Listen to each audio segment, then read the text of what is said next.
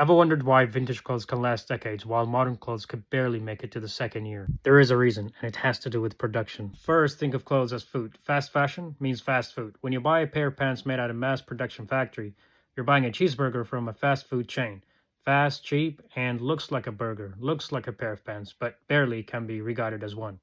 Here's a breakdown. The meat in fast food is highly processed, comes frozen from far away, and gets passed between workers. One worker fries, one adds toppings, and the other wraps it up. None of them knows how it's supposed to taste like. It's not cooked, it's a sampled. Nutrition doesn't matter, only speed and cost. In the same exact way, mass-produced clothes have highly fragmented production lines. Basically, each worker is assigned only one operation at a time. One worker stitches the inseam, the other attaches the waistband. The worker doesn't see the full garment. They don't know if the pants are slim, balloon, or wide. They're just following numbers on paper, which means they don't know and they don't understand how their part contributes and connects to the overall silhouette of the garment. This leads to small errors going unnoticed, like stitch misalignments that get compounded down the line without a pause. Now, compare the fast food, fast fashion analogy to family diner and craft sewing factory. In a family diner, a burger usually takes up to 30 minutes, the raw ingredients are unique to the restaurant, and everything is prepared fresh and tastes completely different.